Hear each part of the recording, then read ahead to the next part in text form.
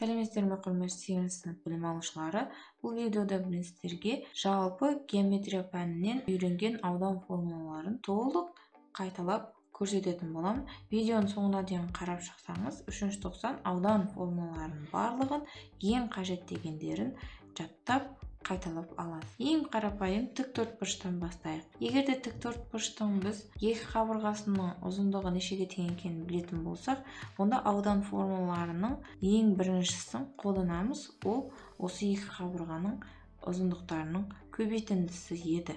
Бұл бізде бірінші формула. Екінші формула: егер де біз тіктөртбұрыштың диагоналдарының ұзындығын білетін болсақ, белгілеп қояқты деп, және олардың арасындағы бұрышты фи нешеге тең екенін білетін болсақ, қолданатын формуламыз S тең 2/1 диагоналды квадраттаймыз және арасындағы бұрыштың синусына көбейтеміз. Келесі қарапайым фигура бізде квадрат. Оның қабырғасы білесіздер, барлығы бірдей ұзындыққа ие, оны А деп белгілейік. Егер сол қабырғасының ұзындығы бізге белгілі болатын болса, қолданатын формуламыз жай ғана А квадратқа тең. Бұл бізде бірінші формула. Енді екіншісі: квадраттың диагоналы нешеге тең екенін білетін болсақ, екінші формуланы қолданамыз. Ол бізде S тең 2/1 диагоналдың квадраты. Яғни диагоналды квадраттап, оның жартысын анықтайтын болсақ, ауданды анықтадық деген сөз. Келесі фигура бізде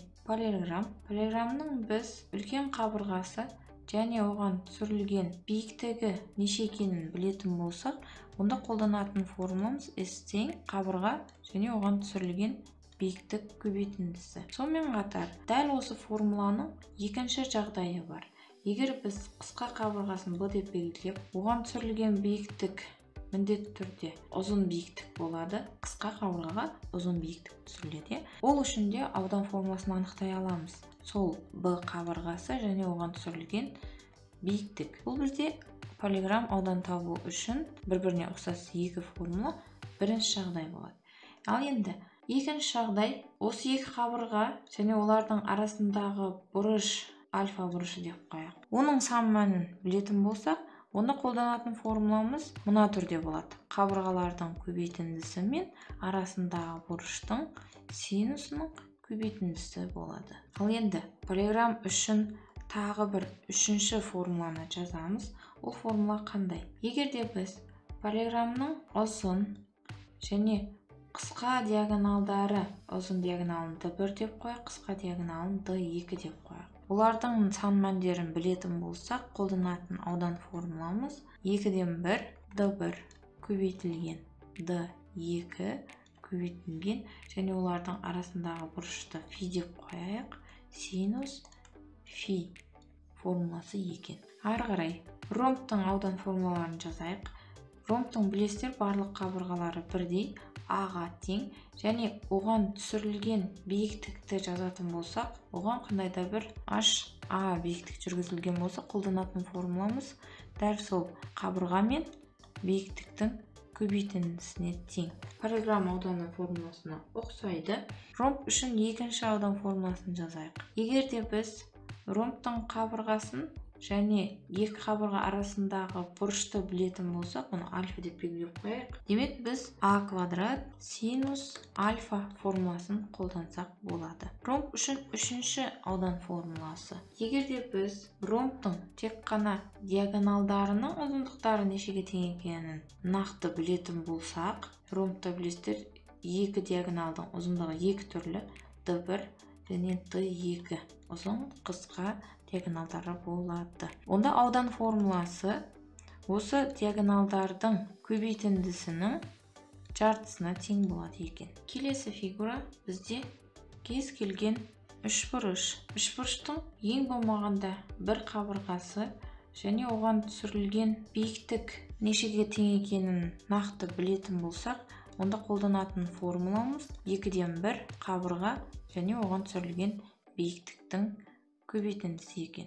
Бұл формуланы біз B және С қабырғалары үшін де түрлендіріп жаза аламыз. Бұлардың барлығы үшбұрыш үшін, яғни кез келген үшбұрыш үшін алғашқы формула болып саналады. Екінші формула: кез келген үшбұрыштың екі қабырғасы және олардың арасындағы бұрыш белгілі болатын болса, қабырғаларын А, Б, С деп, бұрыштарын альфа, бета, гамма деп белгілейтін болсақ, бізде формуламыз екінші түрі, егерде біз А және Б қабырғаларын қарастыратын болсақ, яғни солардың сан мәні белгілі болып тұратын болса, ол қабырғаларды көбейтеміз және арасында бұрышты да білуіміз керек, оның синусына көбейтіп жібереміз. Дәл осы формуланы біз тағы екі түрде түрлендіре аламыз. Яғни бұл жерде біз Б және С қабырғалары үшін жазамыз. Мына түрде осы екі қабырғаны көбейтіп, арасындағы бұрышты көбейтіп, жартысын тауып, және А және С қабырғалары мен арасындағы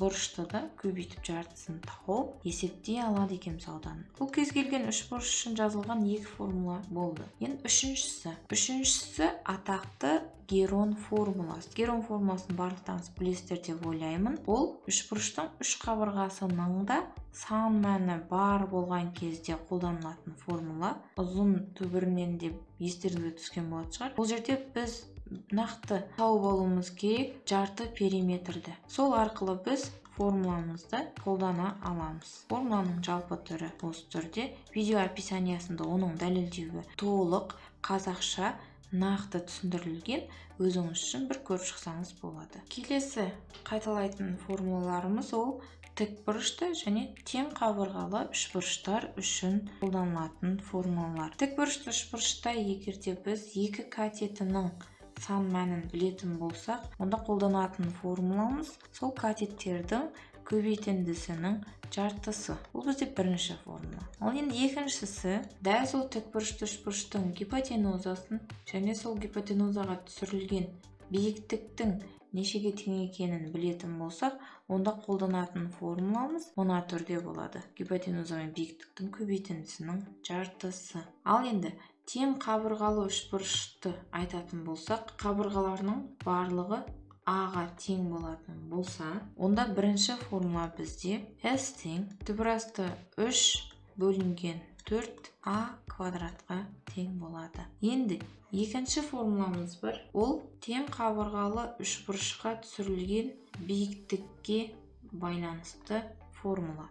S тең түбірасты 3 бөлінген 3H квадрат. Келесі тоқталатын фигура бізде трапеция. Егер бізде трапецияның үлкен табаны мен кіші табаны және трапецияның биіктігі нешеге тең екені нақты белгілі болса, онда қолданатын формуламыз табандарының қосындысының жартысын биіктігіне көбейту. Бұл бізде бірінші формула. Дәл сол бірінші формуланың екінші түрі бар. Табандарының қосындысының жартысы, сіздер білесіздер, ол орта сызығына тең. Орта сызығын М деп белгілейтін болсақ, жалпы біз табандарының қосындысының жартысы дегенді М әрпімен ауыстырып, оны биіктігіне көбейтіп жіберсек те болады. Трапеция үшін ең көп қолданылатын формула осы. Одан басқа да формулалар бар. Тең берілі трапецияның да ерекше жағдайлары көп кездеседі. Оны тағы қосымша оқып аласыз. Жалпы біз тоқталған формулалар толықтай көрініп тұр деп ойлаймын.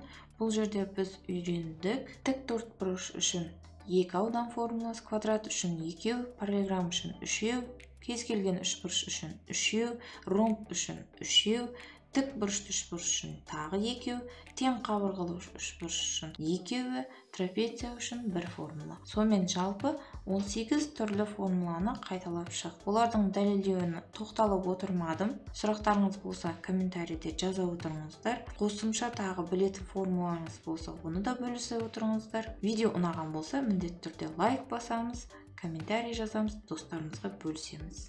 Назарларыңызға рахмет.